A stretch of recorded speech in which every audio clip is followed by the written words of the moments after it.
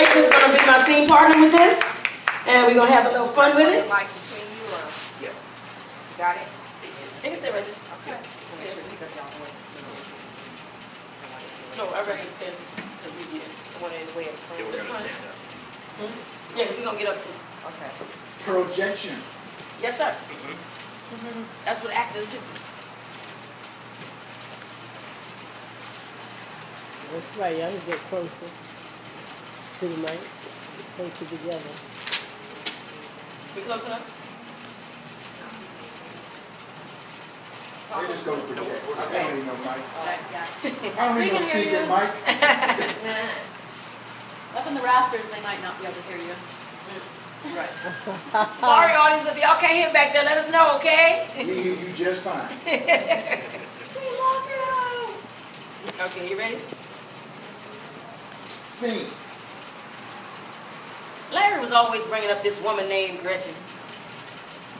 Seems she was always on the wrong end of a raw deal at work. But I really didn't think much about it. Larry's that kind of person, sensitive to other people's needs. I don't know. I consider myself a perfectly good wife. Yes, I spent a lot of time doing church work, but I always asked Larry to be minded.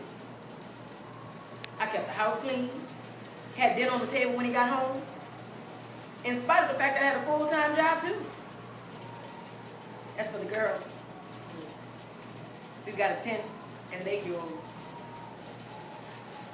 They were mostly with me. It's not like I dumped them on him, you know. As far as our sex life was concerned, it was great. I was always there for him. My Alice was always in church, 5-6 times a week. I mean, that woman lived at that church. What could I say? That I was jealous of the time she was spending in church? You can't say a thing like that. Anyway, Gretchen worked in the front office. Things started out innocently enough. It was so easy to talk to. And she wasn't too bad on the eyes either. I guess I was pretty easy to talk to. We started going to lunch. First there were 4 or 5 of us. We were all just good friends. One night Gretchen asked me if I could meet her after work. She said she couldn't take the way the boss was treating her anymore and was thinking about moving back to Houston. I figured, why not? I knew Alice would be going to choir practice that night, so I said, sure, yeah, we can talk. Larry was my first. Well, my one and only. I never even thought about cheating on him. I never thought much about him cheating on me. Before I knew it, Gretchen was all over me. I mean, this freak was pouring herself out to me. You know, it's a weird feeling, knowing that I belong to someone else and have these strong feelings for this other woman. Tell you what, Gretchen told me that she would never leave me at home alone if I was her man.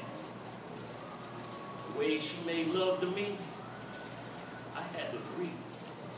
When Larry told me he was in love with Gretchen, it was as if someone had bored a hole right through my chest. You know, you hear all those love songs where they sing about having a broken heart, but you never pay much attention to it. Now I realize just how accurate a description it really is. You hurt right there in the middle of your chest. I didn't feel it was fair for me to continue to live with Alice while being in love with this other woman. You know, sensitive that way, you know? So I moved out. Moved in with my older brother Kenny after he told me how crazy I was for leaving Alice. My family thinks the world of Alice. I guess I went a little crazy. Oh, God. I honestly never thought about spending my life without Larry. I was going crazy. I even told him that he could continue seeing Gretchen. But just please don't leave me. Gretchen couldn't take the job any longer, so she was transferring to the Houston plant. And she wanted me to come with her. The night I found out that Larry had moved to Houston, one thing I learned from having a nervous breakdown was that I had never been to me. I know it sounds cliche, but I didn't know who I was. I had a way of elevating other things and people to lofty places. I guess I basically had low self-esteem. First I elevated my father, and then Larry, and then my daughters, and then the church, and my job. But now that I have a great deal more of myself,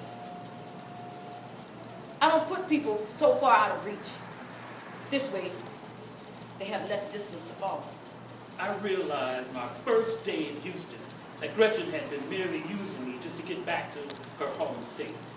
Now that she was back amongst her friends and family, it was just as if I was some guy who wouldn't leave her alone, some guy that followed her from Los Angeles. I stayed in Houston for less than a month, just long enough to be transferred back to the Los Angeles area. What I learned? I learned that the grass isn't always greener. That love has got to be put into perspective. I mean, Alice and I have been together for more than 12 years.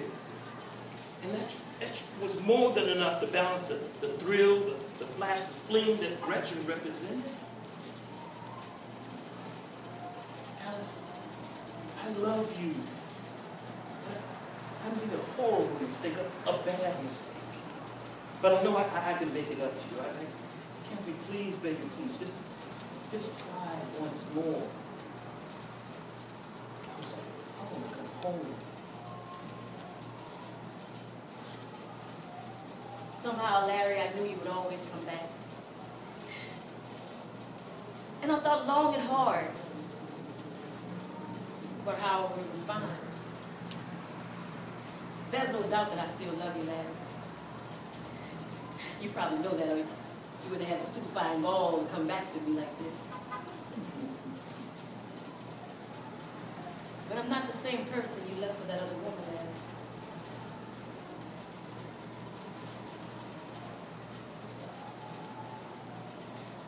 I've become curious to know what it's like to be truly loved. I've long felt taken for granted by you. Our relationship has always been about Larry. What Larry needed, what Larry wanted. Well, I want to feel what Gretchen must have felt when you were willing to give up everything, every single thing for her. That's a lot to overcome, Larry. By the way, it's over, Larry. The fat lady is singing. I will survive as long as I